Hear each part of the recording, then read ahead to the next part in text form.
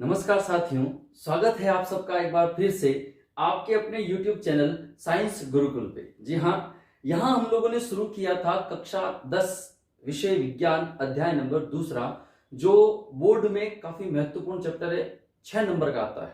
ठीक है, और उसमें लगभग 9 वीडियो लेक्चर मैं बना चुका हूं और पिछले लेक्चर में उत्सर्जन तंत्र को कंप्लीट किया था। तो अभी तक आपने वो सारे वीडियोस नहीं देखे हैं तो सबसे पहला काम कीजिए कि YouTube पे जाके सर्च कीजिए साइंस गुरुकुल, उस चैनल को सब्सक्राइब कीजिए, बेल आइकन प्रेस कीजिए और प्लेलिस्ट में आपको सारे के सारे वीडियोस मिल जाएंगे। ठीक है, तो चलिए आज का वीडियो शुरू करते हैं। आज का जो अपना टॉपिक है वो है तंत्रिका तंत्र। ठीक है, तंत्रिका तंत्र। देखिए तंत्रिका तंत्र क्या है, सामान्य भाषा में समझा रहा हूं। तंत्रिका तंत्र का मतलब होता है तंत्रिकाओं का जाल, तंत्रिकाओं का समूह।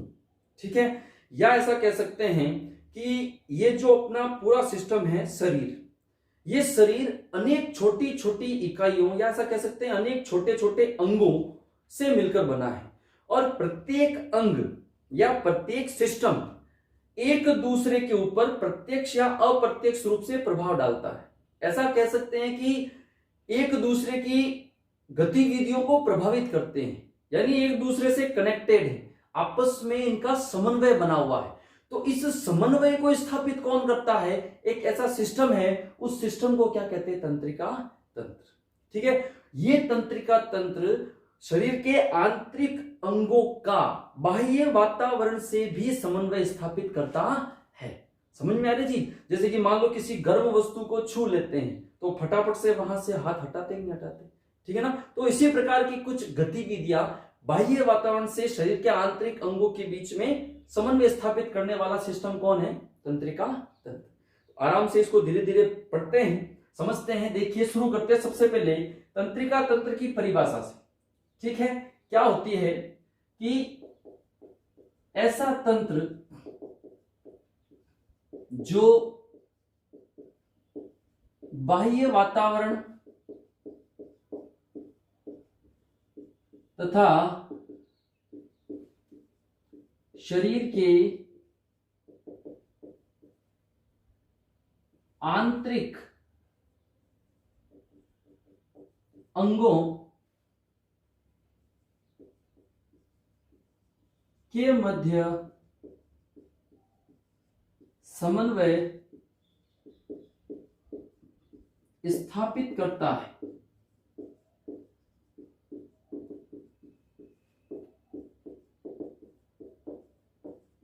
तंत्रिका तंत्र कहलाता है। ठीक है, तंत्रिका तंत्र कितने प्रकार का होता है? तो तंत्रिका तंत्र जो है वो 2 प्रकार का होता है। ठीक है, एक होता है केंद्रीय तंत्रिका तंत्र, ठीक है, और दूसरा होता है परिधीय तंत्रिका तंत्र। ठीक है, अब जो केंद्रीय तंत्रिका तंत्र है उसको फिर से 2 भागों में अपन बांट सकते हैं।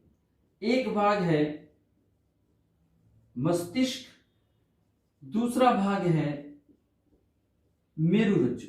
ठीक है, और जो परिधीय तंत्रिका तंत्र है उसको भी 2 भागों में बांटा जा सकता है। एक भाग है इसका कायिक तंत्रिका तंत्र और दूसरा भाग है स्वायत्त तंत्रिका तंत्र। ठीक है, उसके बाद देखिए ये जो मस्तिष्क है, इस मस्तिष्क को फिर से कितने भागों में बांटा जा सकता है? 3 भागों में। ठीक है, कौन कौन से? अग्र मस्तिष्क, ठीक है, मध्य मस्तिष्क और पश्चिम मस्तिष्क। ठीक है, उसके बाद देखिए मस्तिष्क आ गया, मेरुरज्जु, केंद्रीय तंत्रिका तंत्र, फिर कायिक और स्वायत्त। ये जो स्वायत्त तंत्रिका तंत्र है इसको फिर से 2 भागों में बांटा जा सकता है। एक तो होगा अनुकंपी स्वायत्त तंत्रिका तंत्र और दूसरा होगा परानुकंपी स्वायत्त तंत्रिका तंत्र। ठीक है, तो ये जो है एक बार तंत्रिका तंत्र का रॉ डायग्राम अपने पास बन गया है। ये माइंड में होना चाहिए ताकि तंत्रिका तंत्र को स्टेप बाय स्टेप अपन पढ़ सके। तो चलिए एक बार इसका स्क्रीनशॉट लीजिए, उसके बाद हम लोग शुरू करेंगे केंद्रीय तंत्रिका तंत्र का पहला भाग मस्तिष्क। ठीक है, डायग्राम के साथ ले लीजिए।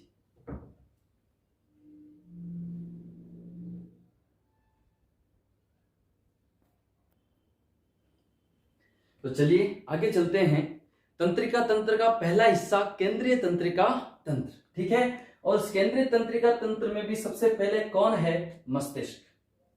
ठीक है दोस्तों, ये देखिए मस्तिष्क का चित्र आपके सामने बना हुआ है।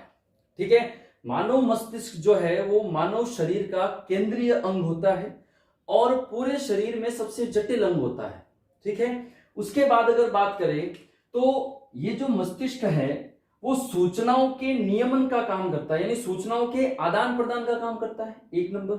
दूसरी नंबर बात, आदेशों का काम करता है, यानी शरीर के अन्य अंगों को क्या देता है? आदेश देता है। और तीसरा प्रमुख कार्य करता है नियंत्रण का, यानी शरीर के अन्य अंगों की जो गतिविधियां हैं, जो कार्य है, उन पे कंट्रोल भी कौन करता है? मस्तिष्क करता है। तो क्या क्या हो गया? सूचनाओं का नियमन, आदेश और नियंत्रण। ठीक है, इसका वजन जो है वो लगभग कितना होता है? 1.5 किलो के लगभग, 1500 ग्राम, 1400 या 1500 ग्राम के लगभग होता है। ठीक है, ये जो है वो खोपड़ी में सुरक्षित रहता है। इसके ऊपर का जो खोल है उसको क्या कहते हैं? खोपड़ी या क्रेनियल कहते हैं। क्या कहते हैं? खोपड़ी या क्रेनियल कहते हैं। ठीक है, और मुख्य रूप से अगर पूछ ले कि मस्तिष्क क्या क्या काम करता है, तो देखना, सुनना, ताप का नियंत्रण, व्यक्ति के मनोभाव, व्यक्ति के हाव भाव, उसका व्यवहार, ठीक है ना, इन सभी क्रियाओं पे कौन कंट्रोल करता है? मस्तिष्क। ठीक है, तो एक बार इसको पढ़ते देखिए। यह शरीर का केंद्रीय तथा सबसे जटिल अंग है। इसका वजन 1.5 किलो होता है, 1500 ग्राम। यह सूचनाओं का नियमन, आदेश तथा नियंत्रण, तीनों काम हो गए। यह खोपड़ी में सुरक्षित रहता है, जिसको क्या कहते हैं? क्रेनियल। उसके बाद इसके कितने भाग होते हैं? 3। कितने भाग होते हैं? 3। अग्र मस्तिष्क, मध्य मस्तिष्क और पश्चिम मस्तिष्क। अग्र मस्तिष्क के भी 3 भाग हैं, प्रमस्तिष्क, थैलेमस, हाइपोथैलेमस। प्रमस्तिष्क, थैलेमस, हाइपोथैलेमस। मध्य मस्तिष्क छोटा सा एक हिस्सा है। ठीक है, और उसका नाम क्या है? कॉर्पोरा क्वाड्रिजेमिन। अभी इसके बारे में अपन आगे डिटेल में चर्चा करेंगे, इसका मध्य मस्तिष्क नाम पढ़ा और साथ साथ ये भी क्या है। ठीक है, और पश्चिम मस्तिष्क के भी 3 भाग है, अनुमस्तिष्क, पोन्स और मध्यांश, जिसको मेडुला ऑब्लांगेटा भी कहते हैं। ठीक है, छोटा दिमाग बोलते ना, ऐसा कि भी पीछे नहीं मारना चाहिए, छोटा दिमाग होता है, तो वो छोटा दिमाग कौन है? मध्यांश या मेडुला ऑब्लांगेटा। ठीक है, देखिए अब एक चित्र के द्वारा से समझते हैं। सबसे पहले ये जो आगे का हिस्सा आपको दिख रहा है, ये वाला, इसको क्या कहते हैं? प्रमस्तिष्क। इसको क्या कहते हैं? प्रमस्तिष्क। ठीक है, उसके बाद में ये जो है इसको कहते हैं हाइपोथैलेमस। ठीक है, ये जो पीछे वाला हिस्सा आपको दिख रहा है, ये वाला, इसको कहते हैं थैलेमस। क्या कहते हैं? थैलेमस। ठीक है, तो देखिए प्रमस्तिष्क, हाइपोथैलेमस और थैलेमस, ये तीनों मिलाकर क्या बनते हैं? देखो अग्र मस्तिष्क बन रहा है ना, तो इन तीनों को मिलाकर सम्मिलित रूप में क्या कह सकते हो? अग्र मस्तिष्क। क्या कह सकते हो? अग्र मस्तिष्क। ठीक है, उसके बाद देखिए ये जो सबसे लास्ट की छोटी सी संरचना दिख रही है घुंडीनुमा, इसको कहते हैं मेरु रज्जु। क्या कहते हैं? मेरु रज्जु। ठीक है, उसके बाद में ये देखो यहां पे एक बटन के समान एक संरचना बनी हुई है, ये इस प्रकार से। ठीक है, इस बटन के समान संरचना को अपन कहते हैं पीयूष ग्रंथि। इसको यहां से ऐसे कर देते हैं। कौन सी ग्रंथि? पीयूष ग्रंथि। ठीक है, उसके बाद में देखिए ये जो हिस्सा है छोटा वाला, ये वाला, ठीक है, इसको कहते हैं मध्य मस्तिष्क। इसको क्या कहते हैं? मध्य मस्तिष्क, ठीक है। इसके बाद में ये वाला जो हिस्सा है, कौन सा? ये वाला, ये कहलाता है पोन्स। क्या कहलाता है? पोन्स कहलाता है। इसके पश्चात ये जो आपको संरचना दिख रही है इधर साइड में, इसको कहते हैं अनुमस्तिष्क। क्या कहते हैं? अनुमस्तिष्क। और अंत में ये वाली संरचना, ये उभरी हुई, इसको कहते हैं मध्यांश या मेडुला ऑब्लोंगेटा। और इन तीनों को मिलाकर देखिए क्या बन रहा है? अनुमस्तिष्क, पोन्स, मध्यांश। अनुमस्तिष्क, पोन्स, मध्यांश, क्या बन रहा है? पश्च मस्तिष्क। तो इन तीनों को मिलाकर क्या कह सकते हैं अपन? पश्च मस्तिष्क, ठीक है। ये हो गई मस्तिष्क की संरचना, ठीक है। आराम से समझ लीजिए इसको। चित्र को एक दो बार हाथ से बनाओगे तो प्रैक्टिस हो जाएगी, क्योंकि बोर्ड के अंदर मान लो मस्तिष्क की संरचना आ गई तो आपको चित्र बनाना पड़ेगा, ठीक है ना। तो इसलिए इसकी प्रैक्टिस जरूरी है। कोई दिक्कत नहीं है, एक से दूसरी बार बनाओगे, दूसरी से तीसरी बार, तब तक परफेक्ट हो जाएगा, ठीक है। तो ये केंद्रीय तंत्रिका तंत्र का पहला मस्तिष्क। अब हम देखिए, संरचना हो गई, नॉर्मल सा इसका इंट्रोडक्शन हो गया मस्तिष्क का। अब हम इन तीनों को विस्तार से पढ़ेंगे। अग्र मस्तिष्क के तीनों भाग, मध्य मस्तिष्क और पश्चिम मस्तिष्क के तीनों भाग, ठीक है। एक बार इसका स्क्रीनशॉट ले लीजिए, फिर अपन इनको विस्तार में पढ़ते हैं। ले लीजिए।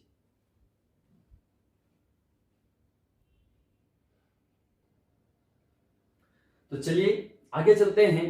मस्तिष्क की संरचना और जनरल इंट्रोडक्शन हो चुका था। अब अपन मस्तिष्क के भाग पढ़ना शुरू करते हैं। पहला भाग अपना है अग्र मस्तिष्क। क्या है? अग्र मस्तिष्क। और उस अग्र मस्तिष्क के अंदर भी सबसे पहला कौन है? प्रमस्तिष्क। कौन है? प्रमस्तिष्क, ठीक है। तो चलिए, क्या है सबसे बड़ी बात कि मस्तिष्क का सबसे बड़ा हिस्सा अगर आपसे पूछे तो कौन है? प्रमस्तिष्क। क्यों? क्योंकि यह संपूर्ण मस्तिष्क का 80 से 85% भाग बनाता है। पूरे मस्तिष्क का 80 से 85%, ठीक है। उसके बाद में क्या है? यह ज्ञान, चेतना, सोचने विचारने का कार्य करता है, ठीक है। प्रमस्तिष्क क्या करता है? ज्ञान, चेतना, सोचने विचारने का कार्य करता है, ठीक है। इसके दो भाग होते हैं। कौन कौन से? दायां गोलार्ध तथा बायां गोलार्ध, ठीक है। उसके बाद ये दोनों गोलार्ध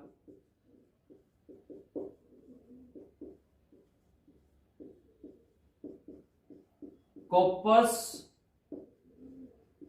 कैलोसम, नाम याद रख लेना, कॉर्पस कैलोसम की पट्टिका से विभक्त रहते हैं, ठीक है ना।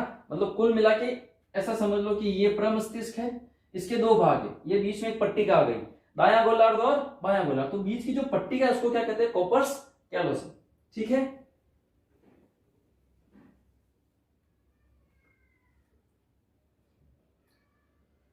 उसके बाद में ये जो दायां और बायां गोलार्ध, इनमें धूसर द्रव्य या श्वेत द्रव्य भरा हुआ रहता है, ठीक है। और उसके पश्चात प्रमस्तिष्क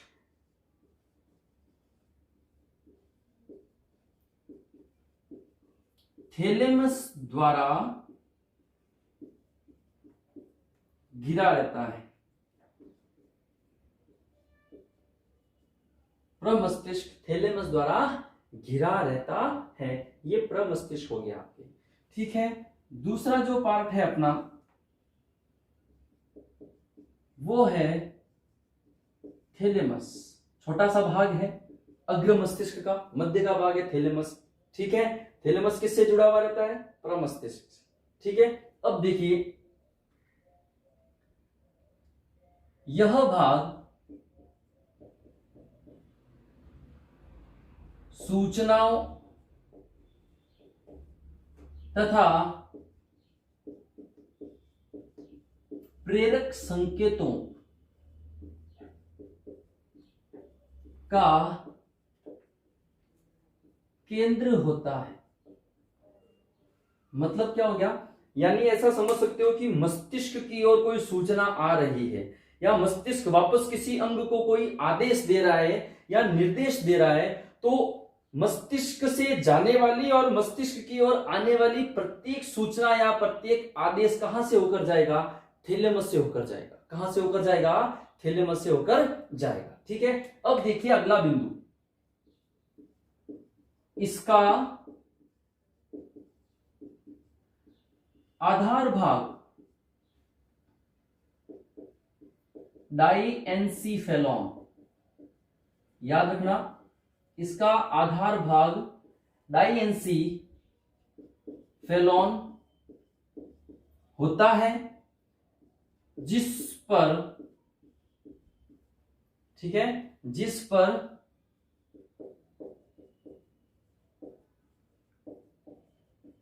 क्या होता है? हाइपोथैलेमस स्थित होता है। क्या स्थित होता है? हाइपोथैलेमस स्थित होता है। दो भाग हो गए अग्र मस्तिष्क के। तीसरा भाग कौन सा? हाइपोथैलेमस। ठीक है, यह भाग क्या करता है? भूख, प्यास, निद्रा, ताप व मनोभावों की अभिव्यक्ति पर नियंत्रण रखता है। ठीक है, ये हो गया अपना अग्र मस्तिष्क। कितने भाग है? 3, प्रमस्तिष्क, थैलेमस, हाइपोथैलेमस। नेक्स्ट अपन क्या पढ़ेंगे? मध्य मस्तिष्क और उसके बाद में पश्चिम मस्तिष्क। तो एक बार इसको लिख लीजिए, उसके बाद आगे चलते हैं। स्क्रीनशॉट ले लीजिए।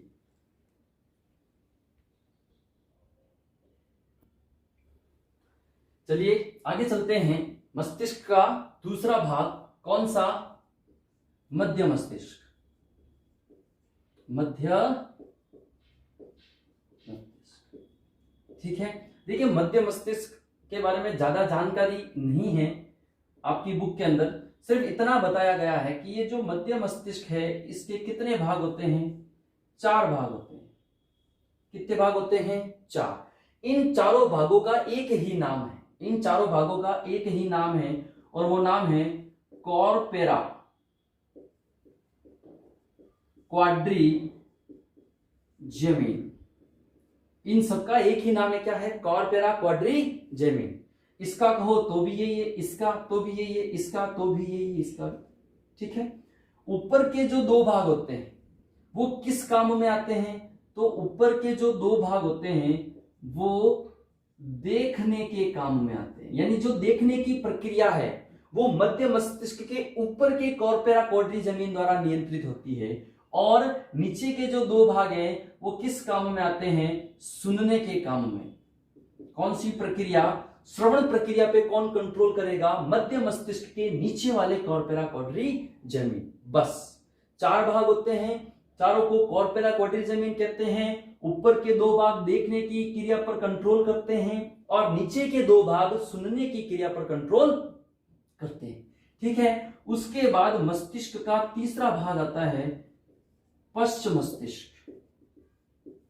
ठीक है, आपको याद होगा पश्च मस्तिष्क के अंदर कौन कौन आते हैं? अनुमस्तिष्क, पोन्स और मध्यांश यानी मेडुला ऑब्लांगेटा। तो देखिए पहला कौन है, अनुमस्तिष्क। ठीक है, इसके बारे में पहली बात, यह मस्तिष्क का दूसरा सबसे बड़ा भाग होता है। कौन, अनुमस्तिष्क। फिर आगे की बात क्या है, यह ऐच्छिक पेशियों पर नियंत्रण रखता है। ऐच्छिक पेशियों पर नियंत्रण रखता है। ऐच्छिक पेशियों का मतलब जैसे कि मान लो हाथ की अंगुलियां, मेरी इच्छा हुई तो हिला दी, ये हाथ की मांसपेशियां हैं, पैर की मांसपेशियां हैं, गर्दन की मांसपेशियां हैं। समझ में आ रहा है जी। ऐच्छिक पेशियों पर कौन कंट्रोल करेगा, अनुमस्तिष्क कंट्रोल करेगा। ठीक है, उसके बाद जो न्यूरॉन्स होती है तंत्रिका कोशिका, मेन मुख्य महत्वपूर्ण कोशिका है तंत्रिका तंत्र की, जो सूचना को एक जगह से दूसरी जगह तक ले जाने का काम करती है। जस्ट इसके बाद अपन उसी को पढ़ेंगे। जो तंत्रिका तंत्र कंप्लीट हो जाएगा उसके पश्चात हम लोग न्यूरॉन्स को ही पढ़ेंगे, तंत्रिका कोशिका को।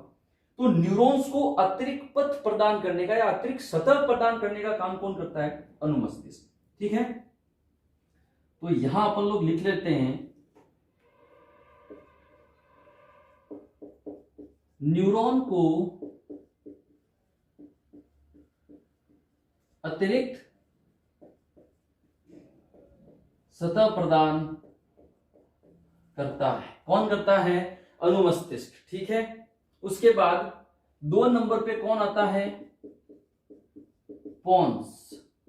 ठीक है, इसके बारे में एक ही लाइन है, यह मस्तिष्क के विभिन्न भागों को आपस में जोड़ता है। ठीक है भाई, और जो तीसरा पार्ट है पश्च मस्तिष्क का, उसको कहते हैं मध्यांश या मेडुला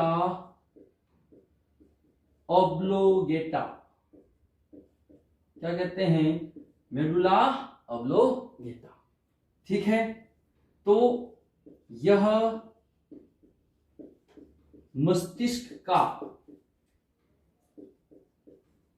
सबसे छोटा व सबसे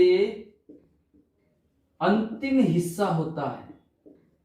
सबसे अंतिम हिस्सा होता है। ठीक है, चलिए अगला बिंदु क्या है, यह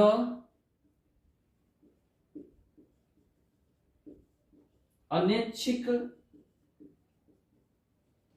क्रियाओं जैसे रक्तदाब, हृदय धड़कन आदि को नियंत्रित करता है। ठीक है, और सबसे लास्ट बिंदु क्या, यह मेरुरज्जु से जुड़ा होता है। ठीक है, तो इसी के साथ अपना मस्तिष्क कंप्लीट होता है। ठीक है दोस्तों, नेक्स्ट वीडियो में हम लोग पढ़ेंगे मेरुरज्जु और परिधीय तंत्रिका तंत्र को कंप्लीट रूप से विस्तार से। ठीक है, तो आराम से इसको समझना, नोट्स बनाना। ठीक है, और हो सके तो अभी जैसे कि मैंने कहा था कि जो मस्तिष्क का चित्र है उसकी प्रैक्टिस करना जरूरी है, क्योंकि कई बार इसको एग्जाम में पूछा गया है। ठीक है, तो तब तक के लिए वीडियो को ज्यादा से ज्यादा शेयर कीजिए, चैनल को सब्सक्राइब कीजिए। मिलते हैं अगले वीडियो में। जय हिंद, जय भारत।